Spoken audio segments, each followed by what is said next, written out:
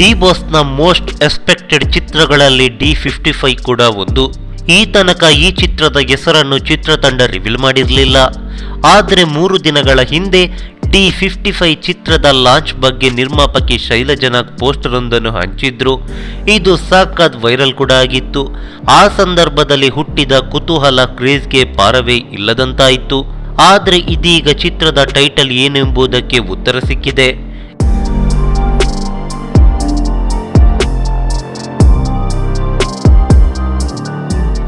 S, Ganesha ಹಬ್ಬದ ಪ್ರಯುಕ್ತ ಇಂದು D ಬಾಸ್ನ 55ನೇ ಚಿತ್ರದ ಟೈಟಲ್ ಲಾಂಚ್ ಆಗಿದೆ.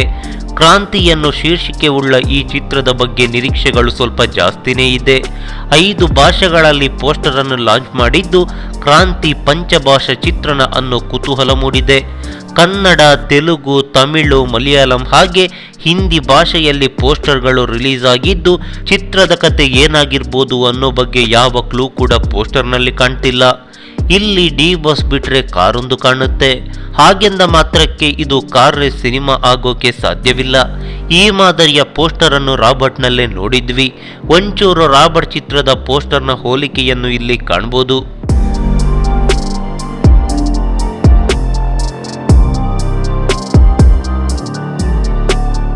ಇನ್ನು ಇತ್ತೀಚೆಗೆ ಡಿ ಬಾಸ್ನ ಚಿತ್ರಗಳು ಬಹುಭಾಷಾ ಚಿತ್ರವಾಗಿ ರಿಲೀಸ್ ಆಗ್ತಿದೆ. ಕುರುಕ್ಷೇತ್ರ, ರಾಬರ್ಟ್, ಇದೀಗ ಕ್ರಾಂತಿ. ಕುರುಕ್ಷೇತ್ರ ಆರಂಭದಲ್ಲಿ ಪಂಚಭಾಷೆಯಲ್ಲಿ ರಿಲೀಸ್ ಆಗುತ್ತೆ ಎಂದು ಹೇಳಲಾಗಿದ್ರೂ ಹಂತ ಹಂತವಾಗಿ 4 ಭಾಷೆಯಲ್ಲಿ ರಿಲೀಸ್ ಆಯಿತು. ಆದರೆ ಆ ಬಳಿಕ ಹಿಂದಿ ಕಿರುತೆರೆಯಲ್ಲಿ ಪ್ರದರ್ಶನ ಕಂಡಿತ್ತು. ರಾಬರ್ಟ್ ಕೂಡ ಕನ್ನಡ ಮತ್ತು ತೆಲುಗಿನಲ್ಲಿ ತೆರೆ ಕಂಡಿತ್ತು.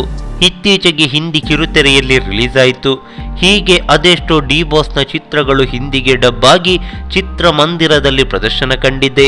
ಹಾಗೆ ಕಿರುತೆರೆಯಲ್ಲೂ ರಿಲೀಸ್ ಆಗಿದೆ. ಆದರೆ ಏಕಕಾಲಕ್ಕೆ 5 ಭಾಷೆಯಲ್ಲಿ ನಿರ್ಮಾಣಗೊಳ್ಳೋ ಸಿನಿಮಾ ಅಂದ್ರೆ ಇದೇ ಮೊದಲು. ಅದೇನೇ ಇರಲಿ, ಹರಿಕೃಷ್ಣ ನಿರ್ದೇಶನದ ಮಲ್ಟಿ ಲ್ಯಾಂಗ್ವೇಜ್ ಚಿತ್ರಕ್ಕೆ ನಮ್ದೊಂದು ಆಲ್ ದ ಬೆಸ್ಟ್. ನಮಸ್ಕಾರ.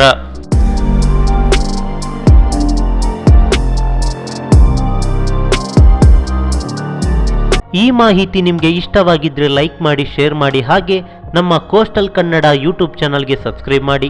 ನಮ್ಮ ಹೆಚ್ಚಿನ ಅಪ್ಡೇಟ್ಸ್ಗಳಿಗಾಗಿ ಕೋಸ್ಟಲ್ ನೆಟ್ವರ್ಕ್ ಇನ್ಸ್ಟಾಗ್ರಾಮ್ ಪೇಜ್ ಹಾಗೆ ಫೇಸ್ಬುಕ್ ಪೇಜ್ಗೆ ವಿಸಿಟ್ ಮಾಡಿ. ಧನ್ಯವಾದಗಳು.